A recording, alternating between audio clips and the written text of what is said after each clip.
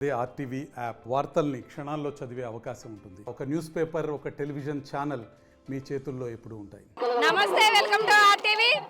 సమ్మక్క సారలమ్మ గద్దెని ఎక్కిన వేళ అందరూ శివశక్తులు అందరూ కూడా తాండవం చేస్తూ అమ్మవారికి ప్రసన్నం చేసుకోవడానికి, అమ్మవారిని సంతోషపరచడానికి వీళ్ళైతే డప్పులతో ఇంతసేపు ఇక్కడ అయితే నృత్యం చేయడం జరిగింది. వీళ్ళతో మాట్లాడే ప్రయత్నం చేద్దాం. నమస్తే అండి. అంటే మీరు అసలు ఈ రోజు గద్దెల మీదకి అమ్మవారు వచ్చినందుక ఎందుకు వీళ్ళు ఇంతగానో నృత్యం చేస్తున్నారు డప్పులతో? మొన్న సారమ్మ నిన్న సమ్మక్క అమ్మవారికి బోనాలు సమర్పించుకోవడానికి మేము ప్రతి ఏటేటా వస్తామండి. మినీ జాతరకైనా పెద్ద జాతరకైనా మేము ప్రతి ఏడు వస్తాము. అమ్మవార్లు అంటే మాకు ఎంతో భక్తి కాబట్టి మేము మా వేషధారణ మార్చుకొని అమ్మవారి స్వరూపం కాబట్టి మేము ప్రతి ఏటేటా వచ్చి అమ్మవారి బోనాలు సమర్పించుకుంటాము.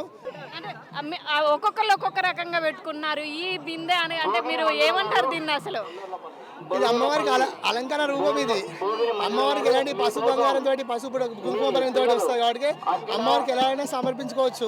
అది మా ఆచారం, అది మా శివశక్తి సంఘం ఆచారం. అది మేము ఎప్పుడు ఏటేటో బెల్లం బుట్టలు, బంగారం ముద్దలు, అమ్మవారి పసుపు కుంకుమ ఇవన్నీ సమర్పించుకుంటాము. పసుపు కుంకుమ ఇవన్నీ సమర్పించుకుంటాము. మాకు అమ్మవారి కృప ఎల్లకాలం మాకు ఉంటుంది. మీరు ఎక్కడి నుంచి వచ్చారు? మాది జనగాం జిల్లా. ఎన్ని రోజులు ఉంటారు ఇక్కడ? ఎన్ని రోజులు ఉంటారు ఇలా? మేము 8 రోజులు ఉంటాము ఇక్కడ అమ్మవారి దగ్గర. 8 రోజులు వచ్చి ఆదివారం ఉంటాము ఇక్కడ. 8 రోజుల నుంచి అమ్మవారికి భక్తితో శ్రద్ధతో మేము అమ్మవారికి కొలుసుకుని రోజు వేషధాలతో వచ్చి అమ్మవారికి అలంకరణ సమర్పించుకుంటుంటాం మేము. మీరు ఇలా అలంకరణ అవుతారు కదా, అంటే ఇలా అలంకరణ అయ్యి ఇంత డాన్స్ చేసి ఇంత అమ్మవారిని ప్రసన్నం చేసుకోవడం ఇంత చేస్తారు, మరి తర్వాత మీకు ఎలాంటి నొప్పులు ఉండవా? అమ్మవారి స్వరూపం ఉంది కాబట్టి మేము ఎలా అయినా సమర్పించుకోవడం. మాకు అలాంటి హాని ఎలాంటి కాదు. సమ్మక్క సారక నమ్మకం ఎలాంటి హాని కలగదు మాకు. మాకని కాదు, ఎవరికైనా కలగదు. ఇంతమంది భక్తులు వస్తారు, మా భక్తులు వస్తారు. అసలు అమ్మవారికి ఇట్లా మొత్తం అలంకరణ చేసి మీరు ఇలా తయారయ్యి ఇక్కడికి రావడానికి అసలు ముఖ్య ఉద్దేశం ఏంటి? అమ్మవారి భక్తి శ్రద్ధలతో వస్తాం మేము. ఏదో సమర్పణం కాదు. మా భక్తి శ్రద్ధతో అమ్మవారికి దీప నైవేద్యాలు మంగళ హారతులతోటి అమ్మవారిని దర్శించుకుంటాం మేము. అంటే మీరు నృత్యం చేస్తున్నారు, కదులుతున్నారు, ఆడతారు, కానీ ఈ కుండ అని మీరు పట్టుకెళ్ళే ఈ బోనాలు అసలు కదలవు ఎందుకు? ఎలా? అమ్మవారికి ఇష్టం కాబట్టి. అమ్మవారికి మేము ఎలా వచ్చిన అమ్మవారికి ముక్తి, ఆమె ఆశీస్సు మాకు ఎప్పటికి ఉండేవాడిగా ఈ వేషాలతో వస్తాం మేము. ఎలా ఉందో అమ్మవారి మొక్కలు చెల్లించుకుంటాం. ప్రతి ఏటేటా వచ్చి అమ్మవారి మొక్కలు చెల్లించుకుంటాం. బంగారు గుట్టలతో బెల్ల సమర్పించాలి, అన్ని అమ్మవారి సమర్పించుకుంటాం మేము. చెప్పండి అక్క, అంటే మీరు ఈ అమ్మవారి కుండతో పాటు ఒడిబియ్యాన్ని కూడా కట్టుకున్నారు, ఏంటి ఈ ఒడిబియ్యం ఎందుకు కట్టుకుంటారు? అమ్మవారి మేము ఇంటికాడ నుంచి అమ్మవారికి ఒడిబియ్యం కట్టుకొని వస్తామండి. అమ్మవారి అలంకరణతో ఎప్పటికి ప్రతి ఏటా వస్తామండి. మినీ జాతరకైనా పెద్ద జాతరకైనా ప్రతి సంవత్సరం వస్తామండి. అంటే ఇప్పుడు మీరు ఎత్తుకున్న బోనంలో ఏమేమి ఉంటాయి? పసుపు రాసి బొట్టు పెట్టారు పైన, అంటే మనకు అదేంటి అసలు? అమ్మవారికి నైవేద్యము బెల్లం శాఖ తీసుకొని వస్తామండి. అంటే ఈ వనంలో తీసుకొస్తారా అదంతా మీరు? మీరు చెప్పండి, అంటే ఎట్లా అనిపిస్తుంది ఇంతమంది మీరు అందరూ కలిసి? ప్రతి సంవత్సరము అమ్మవారికి మెయిన్ జాతర కాకుండా నార్మల్ జాతర కూడా ప్రతి సంవత్సరం వస్తాము. ప్రతి సంవత్సరం ఇలాగే అమ్మవారికి బోనము, ఘటాలు, పసుపు, కుంకుమ నిండుగా అమ్మవారికి అప్పచెప్తా ఉంటాము. అమ్మవారికి ప్రీతికరమైనటువంటిది బంగారము, అలాగే అందులో అమ్మవారికి ప్రీతికర అదే బెల్లన్నము ప్లస్ శాఖ అదే పట్టుకొచ్చేసి చేస్తాం. మా శక్తి అనుసారం, మా భక్తి అనుసారంగా అమ్మవారికి అన్ని రకాల పూజా కార్యక్రమాలు చేస్తాం. అమ్మవారికి బెల్లం పాకం పోస్తారు, అసలు ఎందుకు? అంటే అమ్మవారికి ప్రీతికరమైనటువంటి బెల్లమే కాబట్టి, అమ్మవారి మన దగ్గర నుంచి ఆశించేది అదే కాబట్టి. అంటే అంతకంటే మనం వేరే ఇంకేం పూజలు చేయలేం కదా.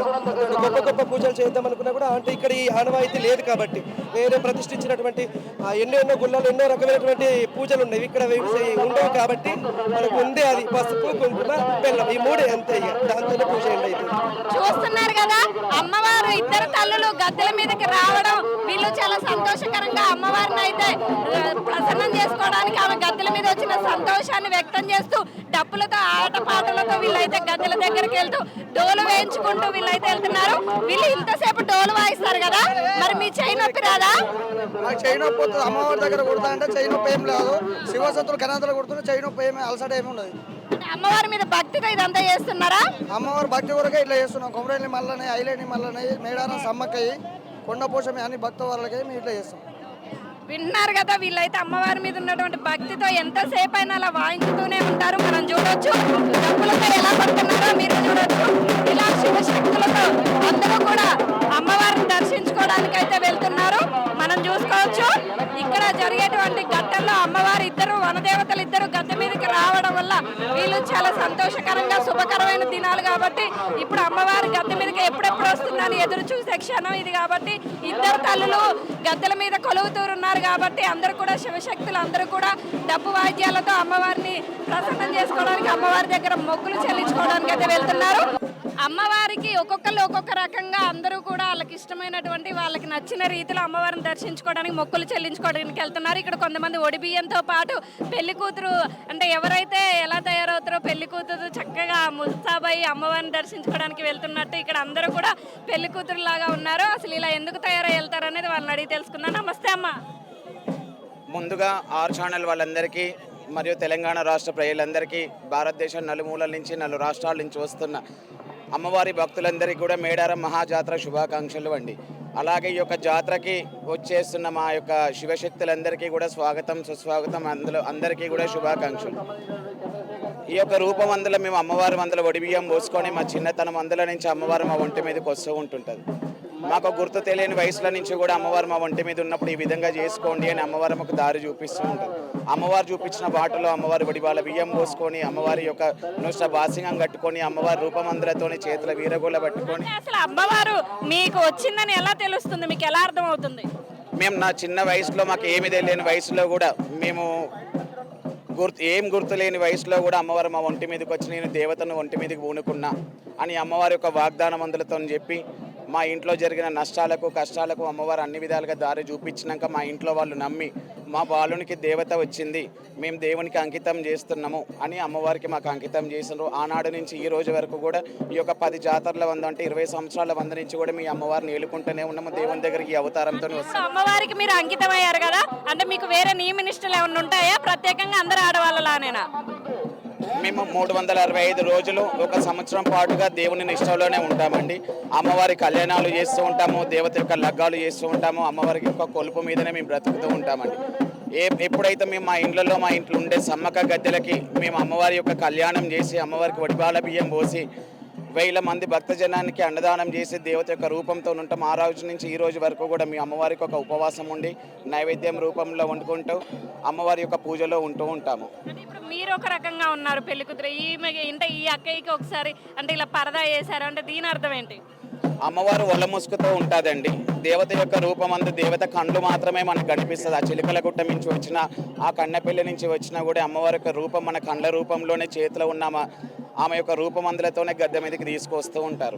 మీరు ఈ విధంగా నా ఇంట్లో నుంచి బయలుదేరండి అని అమ్మవారు మా ఒంటి మీదకి వచ్చి చెప్పినాడే ఆమె రూపమందుతోనే మా చేతుల వీరగూల నెమలికలు అమ్మవారి యొక్క ముసుగు పెళ్లి పిల్ల రూపంలో మేము బయలుదేరి మేడారంకి వస్తూ ఉంటాము.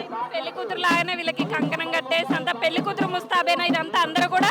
మేమందరం కూడా అమ్మవారి యొక్క మా ఇంట్లో నుంచి మా ఇంట్లో ఉన్న మా తల్లిదండ్రులు మమ్మల్ని ఒక ఆడపిల్ల రూపంలో పెళ్లి పిల్లను వేసి ఒడిబాలు పోసి కొత్త బట్టలు కట్టించి ఇంట్లో నుంచి సాగనంపి అమ్మవారికి మొక్కులొప్ప చెప్పమంటూ ఉంటారు.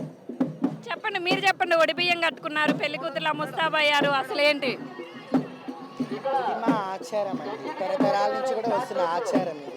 తల్లి దేవర ఒకళ్ళు పిల్ల దేవర ఒకళ్ళు లెక్క అమ్మవారి సమ్మక్క ఒంటి మీదకి వచ్చేటోళ్ళు ఇట్లా ఒంటి మీద ఉంటారు. సారలమ్మ వచ్చేవాళ్ళు ఈ విధంగా తయారయ్యి అమ్మవారికి మొక్కులప్ప చెప్తారు. అంటే ఇప్పుడు అమ్మవారి గద్దెల మీదకి వచ్చిన రోజు అలా ఉంటారా, లేకపోతే సంవత్సరం పొడుగుతే ఎప్పుడైనా అమ్మవారికి ఇష్టమైన రోజుల్లో కూడా ఇలా తయారవుతారా? లేదు, అమ్మవారికి 2 ఏళ్ళకి ఒకసారి వచ్చే జాతరకి మేము అమ్మవారు ఒక 2 రోజులలో వస్తుందని 2 రోజుల ముందరనే మేము ఇక్కడికి చేరుకుంటాము.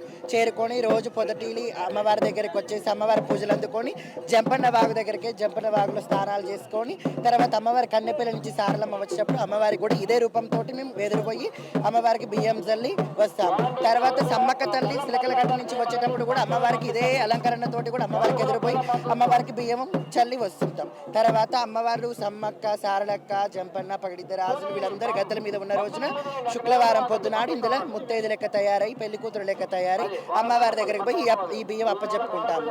ఇలాంటి సమయంలో మీరు ఏమైనా ఉపవాసాలు ఉంటారా? మేము బియ్యం పోసుకుంటామనగా ఒక 2 నెలలు 3 నెలల క్రితమే మేము పెళ్లి కూతురు లెక్క తయారై ఈ బియ్యం అన్నది మా ఇంట్లో పోపించుకొని ఆ రోజు నుంచి ఈ రోజు వరకు కనుక కట్టిన చీర మళ్ళీ కట్టకుండా అమ్మవారికి నిండు ఉపవాసాలతోటి అమ్మవారికి నైవేద్యాలతోటి ప్రతిరోజు మేము ఏది ఒక మాల వేసుకుంటే ఎట్లా ఉంటారో మేము అట్లనే మోషన్ టాయిలెట్ ఎడిపోయినా కనుక అన్ని స్నానాలు చేసుకుంటా నిండుగా చెప్పులు వేసుకోకుండా కూడా ప్రతి రూపంతో నేలపడక పడుకొని అమ్మవారికి సేవ చేసుకుని ఉంటాము. ఈ రోజుతోటి మా అమ్మవారు మాలలెట్ట తీసి అప్పచెప్పొస్తారు. ఈ రోజుతో మాది కూడా అయిపోతుందని విధానం. అంటే ఇప్పుడు వనంలోకి మళ్ళీ అమ్మవారు తిరిగి వెళ్ళే వరకు ఇదే రూపంలో ఉంటారా మీరు అందరూ? అమ్మవారు వనప్రవేశం వెళ్ళిన తర్వాతనే మేము మా ఇళ్ళకి వెళ్ళిపోతాము. చూస్తున్నారు కదా, ఏదైతే అమ్మవారి రూపంలో అందరూ కూడా చాలా చక్కగా ఆ పెళ్లి కూతురు లెక్క ముస్తాబయ్యే సమ్మక్క సార్లాగా వాళ్ళకి నచ్చేలాగా ఉన్నారు. అందరూ అమ్మవార్లు గద్దెల మీదకి రాగానే దర్శనం చేసుకోవాలని కోరుకుంటున్నారు. ఇది చూస్తున్నాం కదా వీళ్ళ పెళ్లి కూతురు ముస్తాబుని. ఇలాంటి మరిన్ని వార్తలు మీ ముందుకు తీసుకొస్తుంది మీ RTV OT స్టూడియో. మరిన్ని వీడియోస్ కోసం ఛానల్ ని సబ్స్క్రైబ్ చేయండి. లేటెస్ట్ అప్డేట్స్ కోసం వాట్సాప్ ఛానల్ ని ఫాలో చేయండి. అండ్ లింక్ డిస్క్రిప్షన్ లో ఉంది.